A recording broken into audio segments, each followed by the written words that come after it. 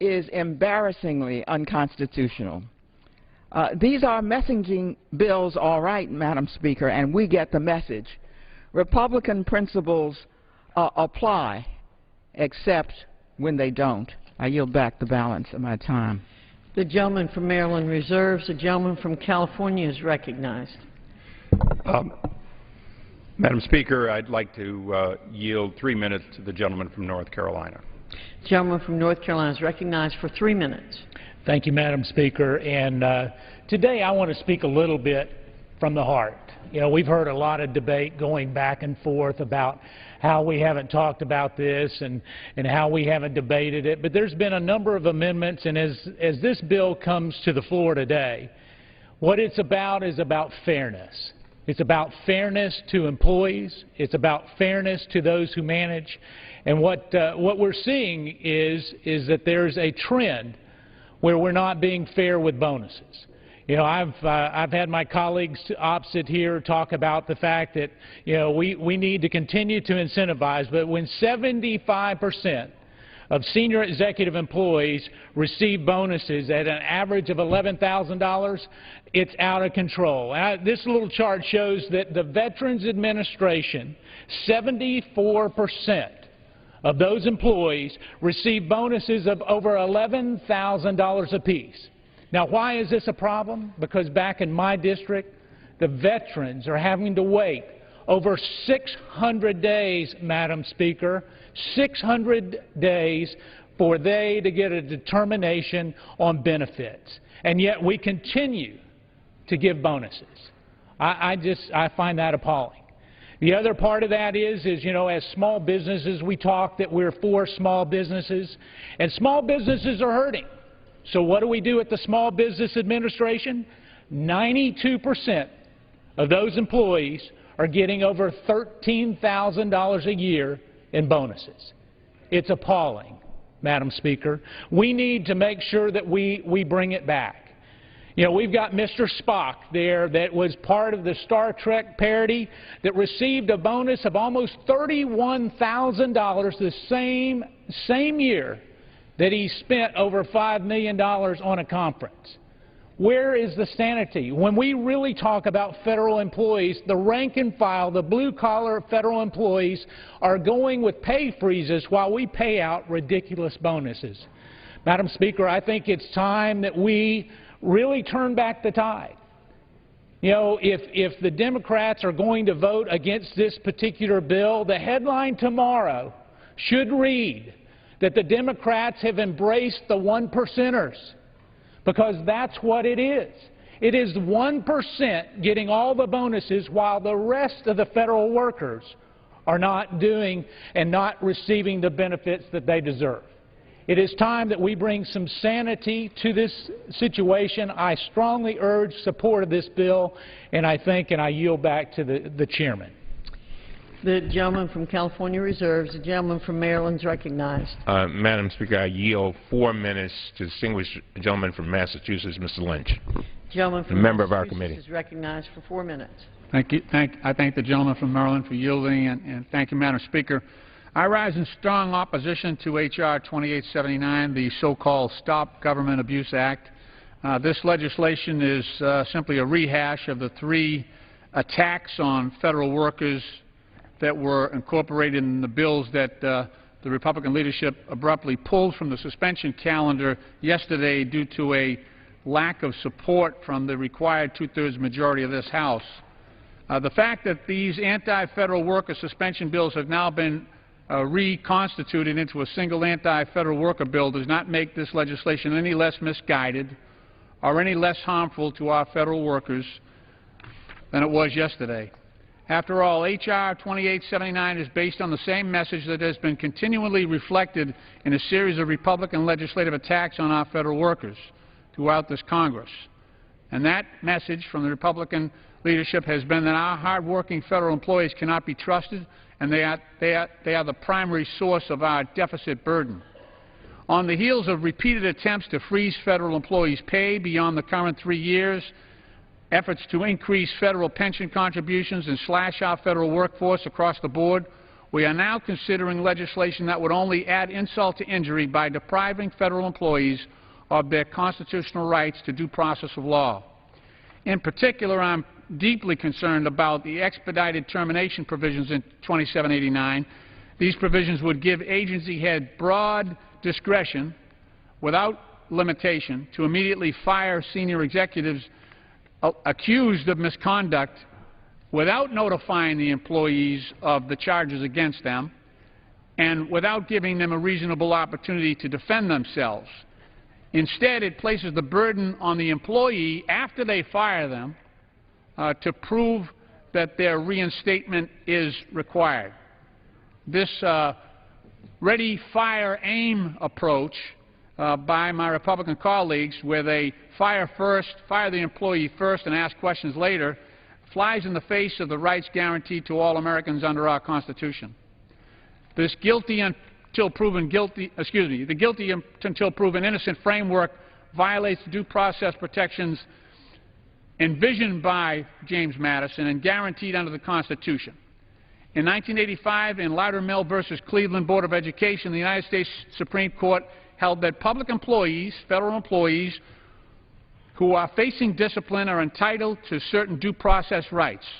The U.S. Supreme Court held that public servants had a property right in the jobs that they held and in continued employment, and that such employment could not be denied to employees unless they were given a meaningful opportunity to have notice of the allegations against them, to have a fair hearing and an opportunity to respond against the charges against them. Notably, that must occur prior to being deprived of their right to employment. The Court stated, and I quote, "An essential principle of due process is that a deprivation of life, liberty, or property be preceded by notice and opportunity for hearing appropriate to the nature of the case." The Court goes on further, and it says this principle requires some kind of a hearing prior to discharge of an employee who has a constitutionally protected property interest in his employment. Now, the one saving grace in this bill is that this is unconstitutional. This provision is flatly unconstitutional, and there's a long line of federal cases under the Supreme Court that declares it so. The one saving grace, in my opinion, in this bill is there's no severability clause, and that after this provision is struck down by the Supreme Court, these employees will all be reinstated with back pay, and the whole bill that they're offering will be struck down because of the lack of a severability clause in the bill. So I'm an additional 30 seconds. I thank the gentleman. Look, this nation was founded on the principle that every person, every man and woman is entitled to due process before he or she is deprived of life, liberty, or property. Our Supreme Court in the Loudermill case understood the injustice of depriving a person of their livelihood, and I hope that my colleagues understand that H.R. 2789, unfortunately, would do just that. Due process demands that we oppose H.R. 2789, and I urge my colleagues to join me in voting no on this legislation. I thank the ranking member for his advocacy and his courtesy, and I yield back the balance of my time. The gentleman's time has expired. The gentleman from California is recognized. Madam Speaker, the gentleman is entitled to his opinion but not his facts. In the bill itself, which I read yesterday, it says, an employee removed under this section shall be notified of the reasons for such removal within 30 days. With that, I would yield 5 minutes to the gentleman from Pennsylvania, Mr. Kelly. Pennsylvania is recognized for 5 minutes. I thank the gentleman. I thank Madam Speaker, I rise today to explain a little bit about what's going on. Now, the other day we talked a little bit about the dizzying effects of being on this floor, and somehow things get twisted around. So you see people, we've seen them bumping off the walls, you know it's because of the spin. Let me tell you what we're talking about here today. Now, it's not, when I walked in the floor today, and so many of my friends did also, we passed the Capitol Police, passed all these people on the diocese, we passed so many people on the way, and you would think that we're talking about every single person that works for the government. Now, the truth of the matter is that there are over 2.1 million people working for the government. Now, that doesn't include the Army, doesn't include the post office, that includes people out there. So the people that we're talking about that we want to hold accountable, and my goodness, what an unusual effort for Congress to try and hold people accountable. Why in the world would you do that? half of us wouldn't be back here. So we're talking about 0.4%. And as the President is fond of saying, just do the arithmetic. Just do the arithmetic. It isn't everybody that you talked about. It's not all these folks that are sitting here tonight. It's not the Capitol Police that we walk by. It's not the people that clean our offices every night. It's none of those folks. It's the senior executives. Now, these poor people are going to be under such great duress by this that they're probably going to get their resumes together, and that loud whoosh you hear is them running away from $199,000 a year jobs. Are you kidding me? You can't say that with a straight face, but how are we ever going to keep qualified people here? I got to tell you something. I got a lot of unemployed people back in Northwest Pennsylvania that will line up for these jobs. Now, the $199,000, of course, is the top of it, but the real kicker is they can't go over $230,000 with their bonuses. Now, these are people that are going to walk away from these jobs because we have the unmitigated gall to hold them accountable to the people who pay those wages, and that's the American taxpayers. That's who we're talking about. My goodness, have we fallen that far away from what this country was supposed to be? Now, here's all we're saying to them. And, you know, we came about this because in a hearing on the GSA, we asked about why is Mr. Neely on leave with pay? And the people at the GSA says, well, you see, you don't understand, Congressman. We don't have any mechanism to put them on leave without pay. I said, I've never heard anything like that. Of course, I haven't heard it because I come from the private sector. We don't do that in the private sector. But what I did find out was they would love to have that. The people we put in charge of these agencies would actually love to be able to hold those that work for them accountable and responsible. So what did we give them? We give them the ability to do that.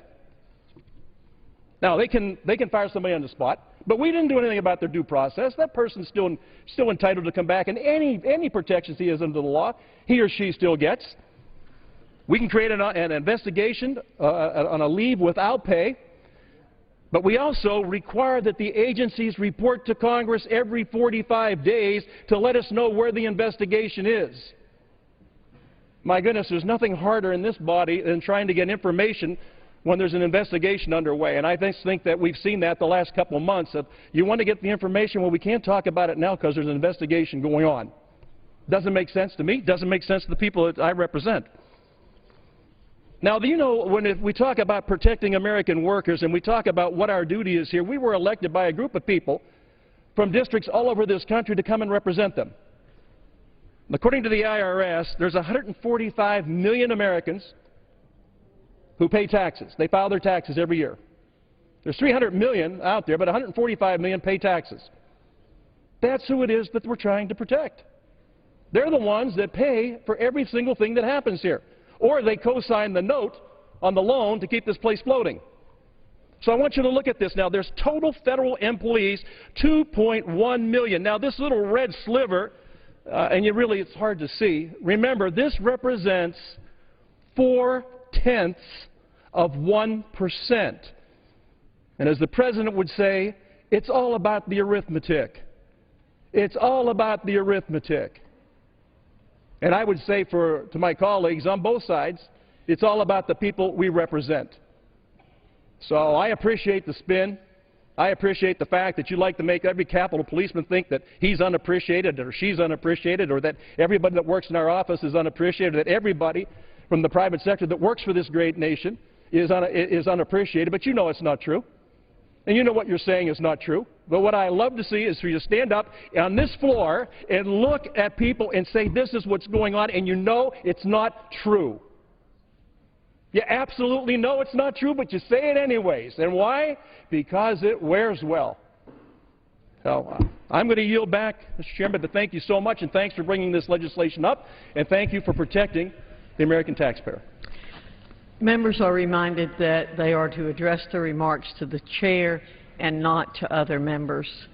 The gentleman from Maryland is recognized. Madam Speaker, may I inquire as to how much time we have? Both sides, please. The gentleman from Maryland has 15½ minutes. The gentleman from California has 10½ minutes remaining. Before I yield to Mr. Connolly, let me just say this, and I yield myself at such times as I may consume. The Lauderville case, the Supreme Court, which Mr. Lynch cited, says that the employee must be given notice before they're fired and an opportunity to respond. This bill, basically, you're fired, and then you appeal trying to get your job back. So you don't really truly have notice. And so, as pursuant to that, the Lauderville case, I grant to Mr. Connolly of Virginia 3 minutes. The gentleman from Virginia is recognized for 3 minutes. Thank you, Madam Speaker, and I thank my friend from Maryland. You know, the distinguished manager on the other side of this bill says you're entitled to your own opinion but not your own facts in taking to task my friend from Massachusetts, Mr. Lynch, in his reading of this bill. And I've got the bill in front of me, and it says that at least 30 days advance written notice stating specific reasons for the proposed action, that is to say the removal or suspension of employee, unless there's a reasonable cause to believe the employee has committed a crime, or the agency determines as prescribed in regulation that the employee's conduct with respect to an action covered by this subchapter as proposed is flagrant and such employee intentionally engaged in such conduct, and then you can be removed without that notice. So Mr. Lynch was right. Facts are stubborn things. If we really wanted to understand the motivation behind the legislation in front of us, it is a cynical political ploy before this Congress goes out on recess to allow one whole party and its members to go home and avoid discussing the tough issues of the day and make the federal employee the boogeyman. That federal employee, whoever he or she is, vaguely abuses you, and you need to be protected against them. And so we're going to pass a bunch of bills that had no hearings, that are flawed in their drafting, that had to be removed from the floor yesterday and redrafted in order to come back today to qualify for a vote because they otherwise wouldn't have passed on a suspension rule.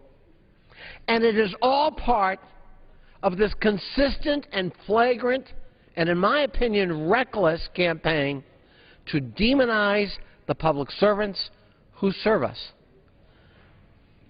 And the loser ultimately in this game, this political game, will be the constituents they serve and we're supposed to serve. It is not right to demonize federal employees. And we've done that. We've cut their pay. We've frozen their pay for 3 years. We've raided their pensions to try to finance things that have no relationship whatsoever to federal employment per se. And we've characterized them in disparaging and negative ways that are not worthy of this body. So it's all right.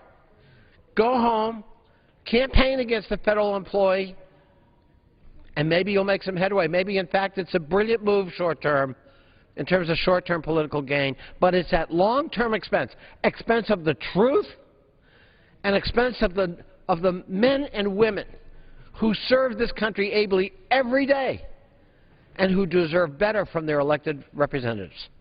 I yield back. The gentleman from Virginia yields back. The gentleman from Maryland reserves.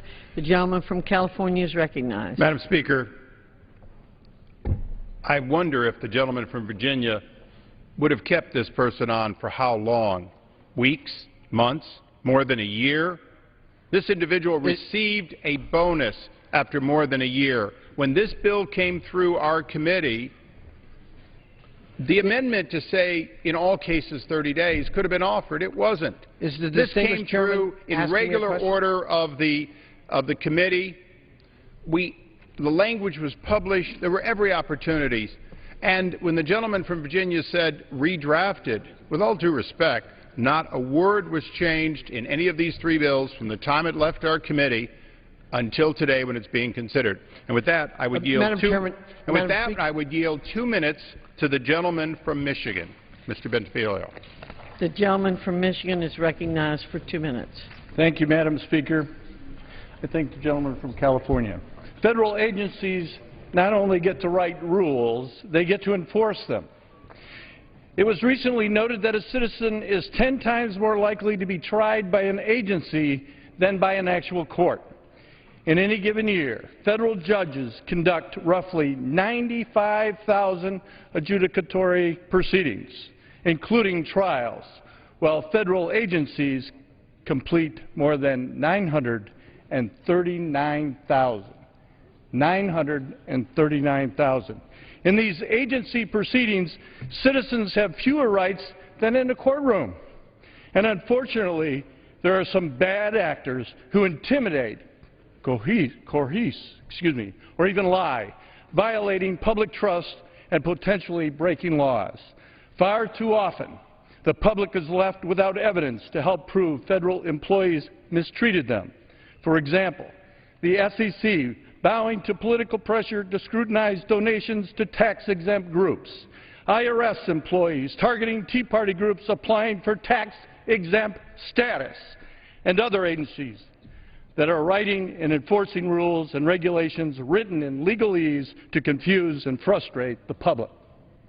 Title III of this bill ensures that individuals have the right to record their meetings and telephone exchanges with federal regulatory officials engaged in enforcement activities. The manager's amendment adopted in committee ensures that law enforcement would not be impacted adversely. Undercover investigations and wiretap surveillance would not be interfered with. This legislation does not supersede any state laws, and it has no impact on citizen interactions with non-federal officials, such as state and local police officers. Madam Speaker, it is the duty of Congress to protect rights, not take them away. This legislation is just another step in protecting the rights of our citizens. And I yield back. Thank you. Thanks, Gary. The gentleman from California reserves. The gentleman from Maryland is recognized. Madam Speaker, I yield 30 seconds to the gentleman from Virginia, Ms. Conley. Gentleman from Virginia is recognized for 30 seconds. Madam Speaker, you know, the distinguished chairman of this committee throws a picture up on the floor and, of course, doesn't allow me to respond when he demands, is this what the gentleman from Virginia is talking about? It is wrong for the chairman of the distinguished committee to suggest or allow the inference to be drawn that somehow that picture represents all federal employees. And the gentleman who just spoke, talking about rights, what about the rights of the employees who serve our country?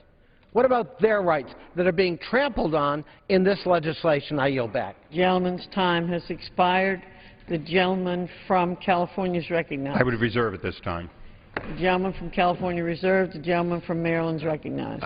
I yield 2 minutes to the distinguished gentleman from Maryland, Mr. Hoyer. The gentleman from Maryland is recognized for 2 minutes. I thank the gentleman for yielding.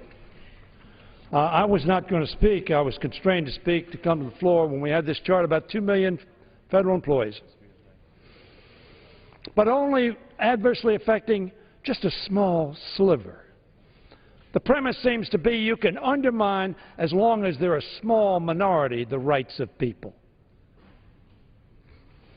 And those Capitol policemen of which the gentleman spoke, and the people at the desk of whom the gentleman spoke, people who serve in our committees of whom the gentleman spoke, people who serve as nurses, not necessarily in VA hospitals because they're exempt. Zero COLA 4 years in a row. All 2 million have been affected. Every new employee has been affected. Everyone.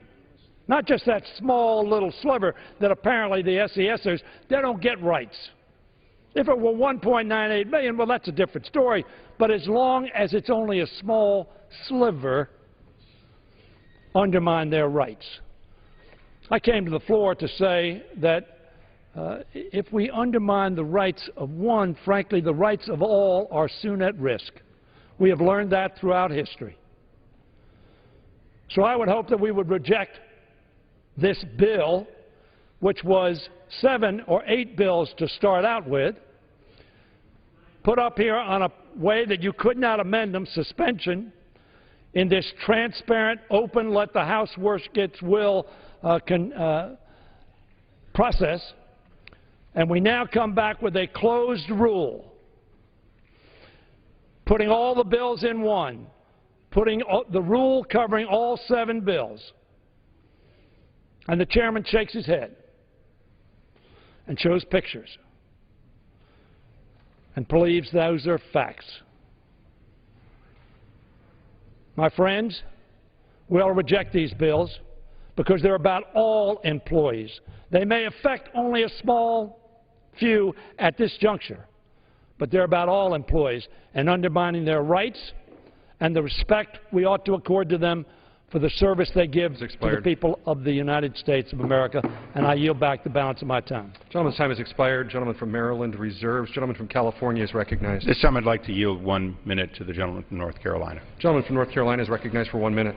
Thank you, Mr. Speaker. And I would like to address the individual from Maryland, the gentleman from Maryland, as he talks about it's about all employees, and indeed it is. Because if we allow this continued behavior to go on, it tarnishes the good reputation of federal workers that day in, day out serve this country and the citizens so well. And what we're talking about is giving a tool, a management tool, to let managers manage. We're talking about not giving bonuses, Mr. Speaker. We're talking about not giving bonuses to those that are at the very highest, the 1%. While the rank and file goes so many times without being recognized or compensated for what they deserve. You know, we're talking about employees that make an average salary of $168,000 a year, and yet we're talking about a privileged few that we need to make sure that we address. So, Mr. Speaker, it is about all the employees, and it's about being fair. With that, I yield back. Gentleman's time has expired. Gentleman from California reserves. Gentleman from Maryland. I grant the gentleman from Maryland 30 seconds, Mr. Hoyer. Gentleman from Maryland is recognized. So much I'd like to say, particularly the extraordinary discrepancy between those folks and those who work in the private sector who perhaps have less responsibility on their shoulders, who make far less than their counterparts in the private sector. Look it up, see the statistics, that's the case. The other thing I want to say to my friend, the law now provides for procedures to remove bad actors. Do we have some bad actors in the federal service? We do. That's human life, human experience. I will, just a second. I don't have any more time, but if he'll yield you some time, I'd be glad to yield you some time. Apparently, the gentleman is not that interested in going forward with the discussion. Gentleman's time has expired. Gentleman from Maryland reserves. Gentleman from California is recognized. Thank you. Mr. Speaker, just give me a moment to compose myself. You know, the gentleman, Mr. Hoyer, I yield myself such time as may consume. The distinguished minority whip presumes to tell me about the private sector and how much people make. The problem is, I came from the private sector, and I know the difference between management and labor, and I know the difference between people who elect to be the top-paid management of entities and typically serve at will in the private sector. Senior executive service is, in fact, people who choose to get additional pay for these special responsibility, and they know what they're doing when they get into it, and we're proud of most of them, the vast majority of them. But the fact is, Mr. Hoyer has people who serve at will, and he fires them without notice if he chooses to. And yet, he cannot understand the fact that picture I held up, and I won't hold it up again, it's reprehensible even though it's been well seen. That man continued to work and get a bonus during the 10 months in which the GSA administrator knew wrongdoing had occurred on his watch. It wasn't until he decided to retire, to be honest, my understanding is with criminal allegations, that he even left and stopped getting his pay, and today he enjoys a very comfortable retirement. I reserve the balance of my time. California reserves the balance of his time. Gentleman from Maryland is recognized. I ask how much time we have. Gentleman from Maryland has 9 minutes remaining. Gentleman from California has 5 minutes remaining. I yield 2 minutes to the gentlelady from California, Ms. Spear. The gentlelady from California is recognized for 2 minutes. I thank the gentleman for yielding. You know, this bill is truly astonishing. We have serious issues before us. We should be focused on job creation, comprehensive immigration reform, providing nutrition assistance to children and seniors, postal reform, or funding the government. But we're again debating partisan bills that stand no chance of becoming law, including the 40th vote to defund or repeal the Affordable Care Act.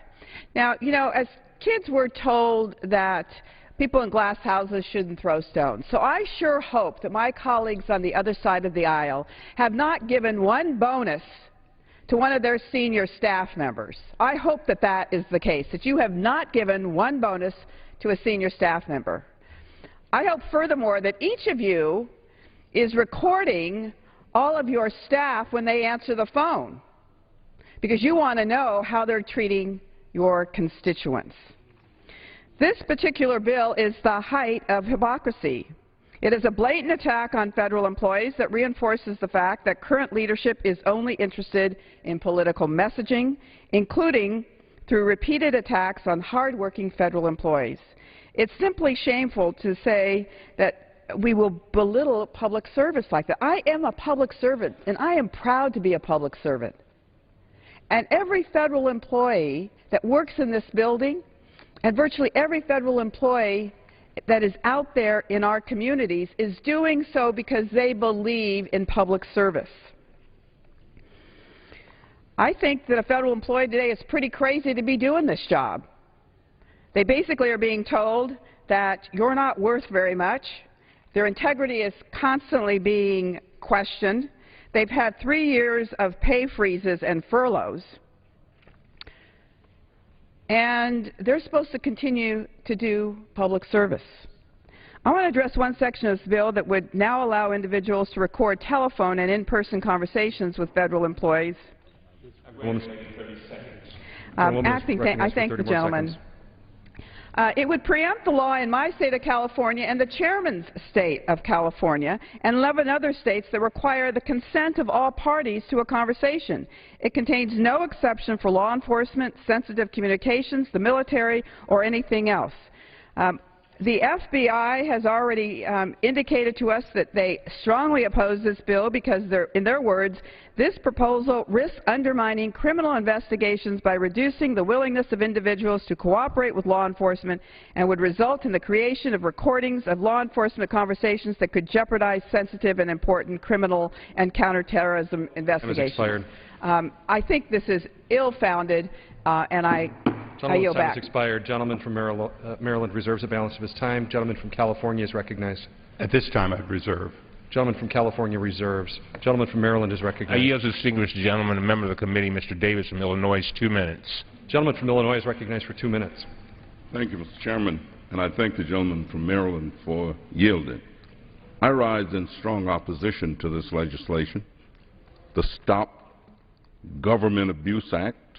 I'd feel much better about it if it was labeled the Promotion of Government Abuse Act, because it encourages government to roll back the clock and take away rights that workers have earned working hard.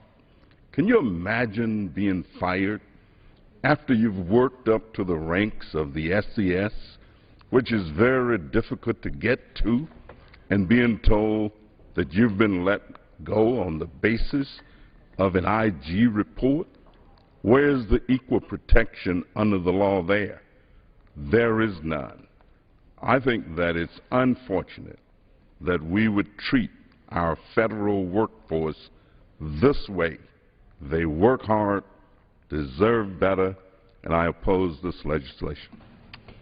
Gentleman from Illinois yields back the balance of his time. Gentleman from Maryland reserves. Gentleman from California is recognized. I'll continue to reserve at this time. Gentleman from California reserves. Gentleman from Maryland is recognized. Yes, we grant the gentleman from Virginia, Mr. Moran, 2 minutes.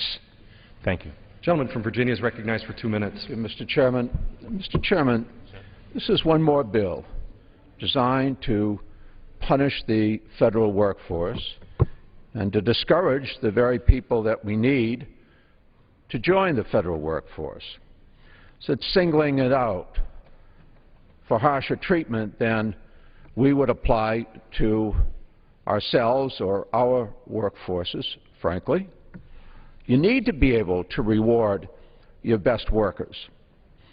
If this was a private sector corporation, our revenue would have dried up, our stock value would have imploded, and our employees would have left. But federal employees stick with it because they believe in this government. They hope that one day the legislative branch will appreciate what they do.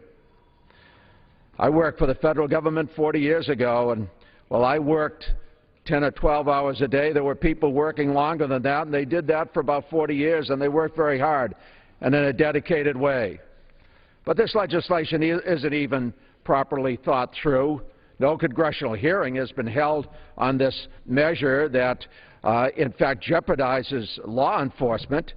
It would intrude upon and disrupt sensitive phases of many federal civil and criminal investigations and law enforcement efforts, as well as litigation involving the government. We hear that from the Association of Assistant U.S. Attorneys. We hear from the FBI employees that this proposal risks undermining criminal investigations by reducing the willingness of individuals to cooperate with law enforcement, would result in the creation of recordings of law enforcement conversations that could jeopardize sensitive and important criminal counterterrorism investigations. We hear from federal law enforcement officers that it puts law enforcement activities at risk and does a disservice to the brave men and women who are asked to put their lives on the line to protect us from terrorists and criminals.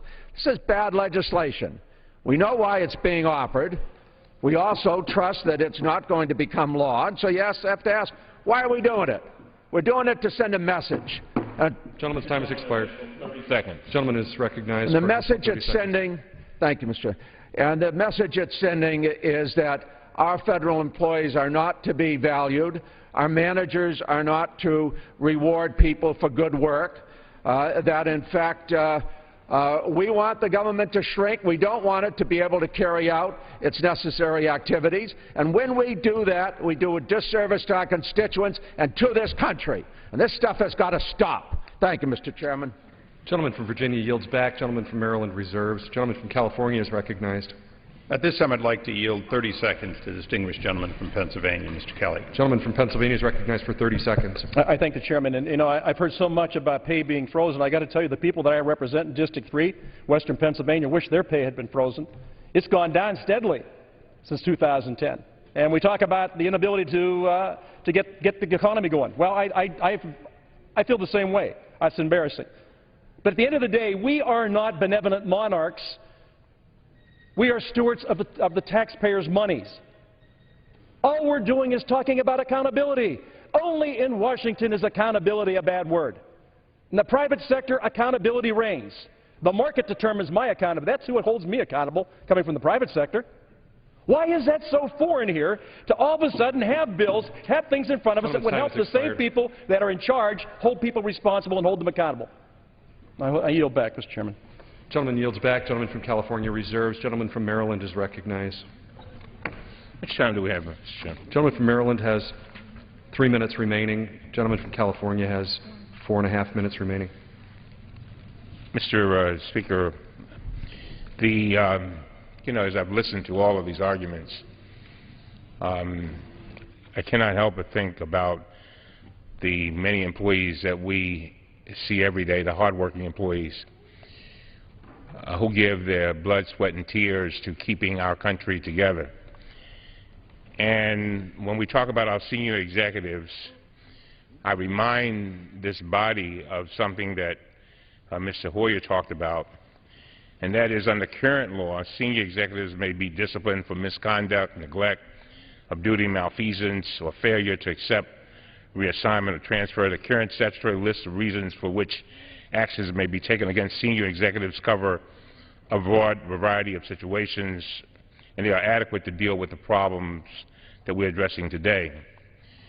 Senior executives suspected of criminal activity may already be removed or placed on indefinite suspension without pay. We need to focus on improving agency implementation rather than passing legislation that would deprive employees of their due process. And I know Mr. Moran is right. There has been a relentless attack on federal employees. The fact is that they're in their third year of pay freezes. They've been asked to pay more for their pensions and get less. We constantly hear of negative comments about them, and yet still folks say we love them. We appreciate it. They are often the ones that are unseen, unnoticed, unappreciated, and unapplauded. And so we have a bill here that takes away something very fundamental, and that is their due process rights. A lot of people may think about due process and say, oh, it's no big deal. Later for it, we'll take a little due process away here and take a little bit there. But it is that due process that is the basic foundation of our Constitution and of our democracy. And what we're talking about here is making sure that employees are afforded that due process.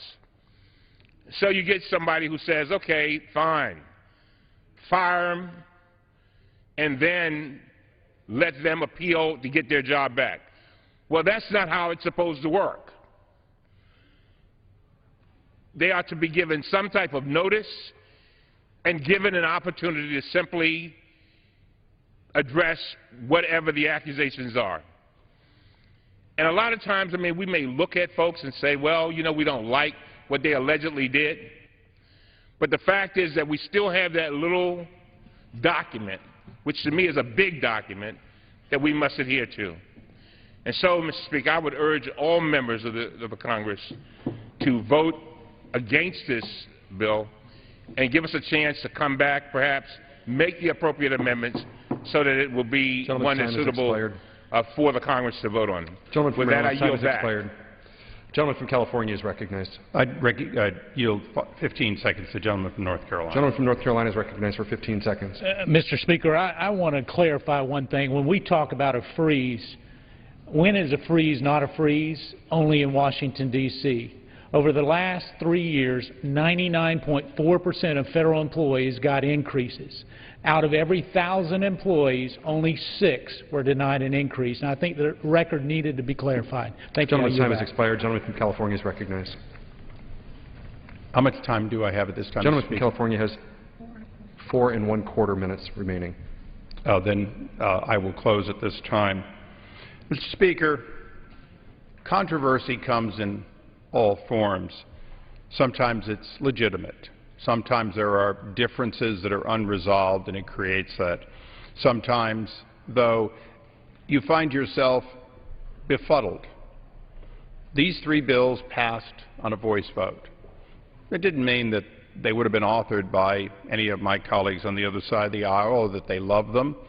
It meant that they were given a full opportunity to evaluate these, to offer amendments, to have up or down votes on them. Many of the suggestions they made were taken into account on many of the bills marked up during that long day. Many of the things being brought up here today simply were not brought up, not because they didn't know about this. You know, when you have a bill that passes, a version of this bill almost identical, on December 19th last year, passed by 402 to 2. 402 to 2. That means that you have people that today are vehemently opposed to provisions that they already voted for. I repeat, they're vehemently opposed to provisions they already voted for. Now, I don't have the names of the 2 people who voted no. They certainly have a right to express why they voted no last December. But I can tell you this. When you have to only terminate 0.4% or 0.04% of the workforce, if you do it at all, you must do it because you determine, the head of the agency, not just anyone, the head of the agency has to determine that the employee has done something seriously wrong in the regards to negligence of duty or misappropriation of funds or malfeasance. They have to determine that the employee did it knowingly, and they have to consider it necessary and advisable to protect this enterprise. On top of that, the employee does have to be told why they're being terminated. And I think that's important because the ranking member and I had a woman in a hearing that I was shocked, absolutely shocked. She's been on leave without pay, and to this day, in an investigation ongoing, months into it, she's never been told why she's on a leave without pay. To be honest, she's a member of the Senior Executive Service. Now, maybe she would fall under this bill, but in order to fall under this bill, some things would happen. First of all, the head of the agency would have to make a decision of wrongdoing, and it would be held by that decision being reasonable after the fact. They'd have to have told her why she's being removed. And she would already have had an opportunity in front of the Merit Systems Protection Board and the U.S. Court of Appeals, known as the Fed Circuit. She already would have had all this due process, except months go by and she doesn't know and she's on administrative leave. Fact is, this is a tool. They don't have to use it, and if they use it, they have to make sure that it's for only serious violations for neglect of duty, misappropriations of funds, or malfeasance. These are very serious. Extremely small part, highly compensated and respected people, and a few bad actors for neglect of duty, misappropriation of funds, or malfeasance can be removed. They still have their rights. We knew this was constitutional, and to be honest, the complaint we seemed to have in committee for hours was something that I want to share with you, Mr. Speaker. Members of my committee, when talking about the idea that only 1/3, without special exception, of employees in any agency could receive bonuses rather than the 75 or 80% you heard about here today, they said, but this is their right. They've negotiated that. You're interfering with their contracts. Mr. Speaker, the U.S. government does not allow negotiation in collective bargaining or otherwise for wages. We have a standard scale. Bonuses were created for one and only one purpose in closing, and that was, in fact, to reward good behavior and as an incentive. These bills are well thought out and are only controversial today because the minority wants to make them controversial to create a controversy. I urge support. Gentleman's time has expired. Gentleman's time has expired. All time for debate has expired. Pursuant to House Resolution 322, the previous question is ordered on the bill. The question is on engrossment and third reading of the bill.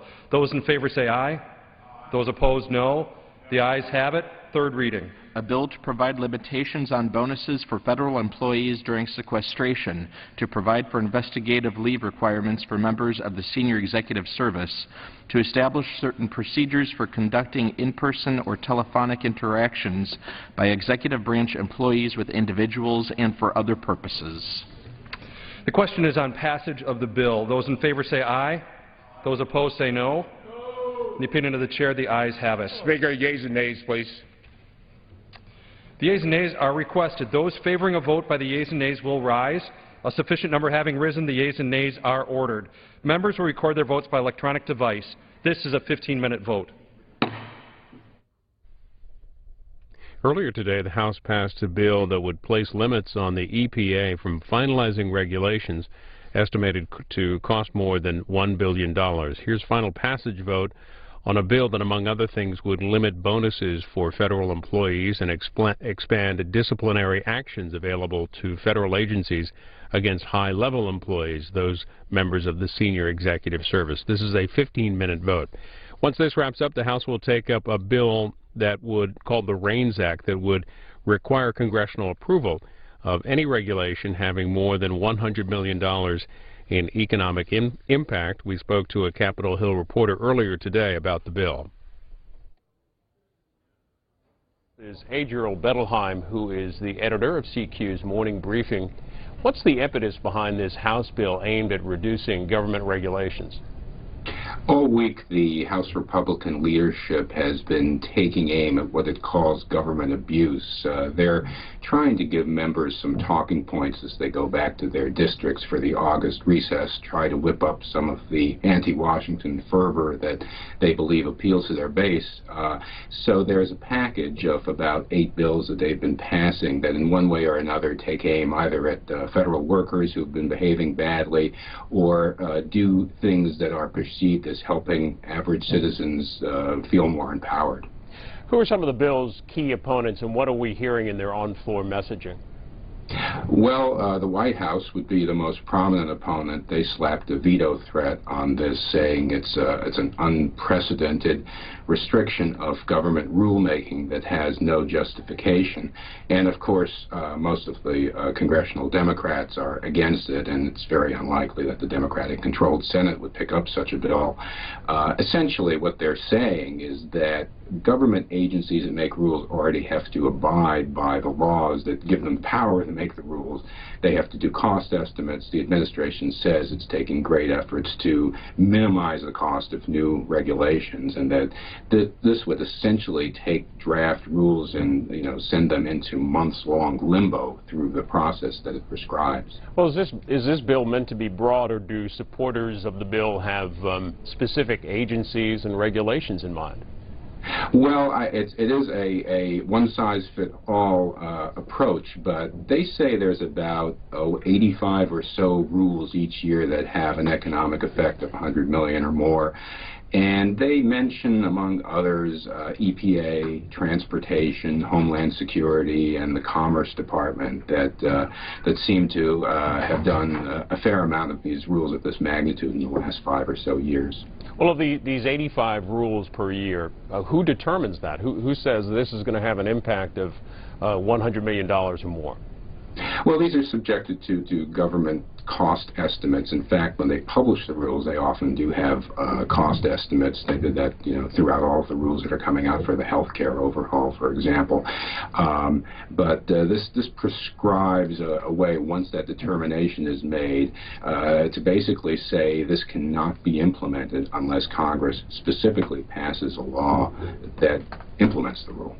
You mentioned that the White House is opposed to the bill. They've issued a statement of administration policy, and you said you don't think it'll go. The Senate will take it up. Well, why is the House spending its time, House leadership, bringing to the floor bills that deal with the government regulations and bills of this type? Well, specifically, this law right now, if you disapprove of a government regulation, you use something called the Congressional Review Act, which requires both chambers to pass a resolution of disapproval, requires the president to sign something before the regulation can actually be walked back. They feel that this gives Congress the upper hand by designating majority leaders to say, yes, we approve of this rule, referring it to the relevant committees, and actually having legislation that basically endorses each rule that they find favor with. So it's essentially giving the legislative branch and their approach more of a, I guess, the upper hand in the rulemaking process. Joining us from Capitol Hill with an update, Adriel Bettelheim, who is editor of CQ's Morning Briefing. Thanks for being with us. My pleasure. And debate on that bill expected next. The House is voting on a bill that would limit bonuses for federal employees and also expand disciplinary actions available to federal agencies against the high-level employees. A 15-minute vote. And again, an hour of debate on the REINS Act coming up next. The House is back at 9 o'clock on Friday. They'll take up a bill dealing with the IRS and the President's health care law, the 2010 health care law. It will be the 40th time that Republican legislation has been voted on to overturn or impact the 2010 health care law. Again, the House in tomorrow at 9 o'clock Eastern. Over in the Senate a short while ago, they confirmed Samantha Power to be the next ambassador to the United Nations. The vote was 87-10, and that's likely the last vote in the Senate before the August recess.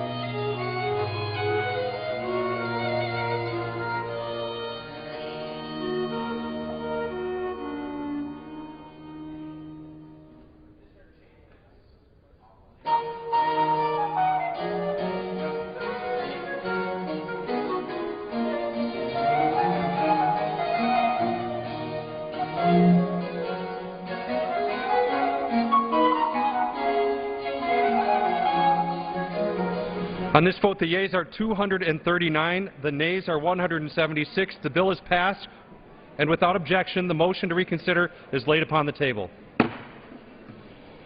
Pursuant to Section 9 of House Resolution 322, H.R. 1541, H.R. 2579, and H.R. 2711 are laid on the table.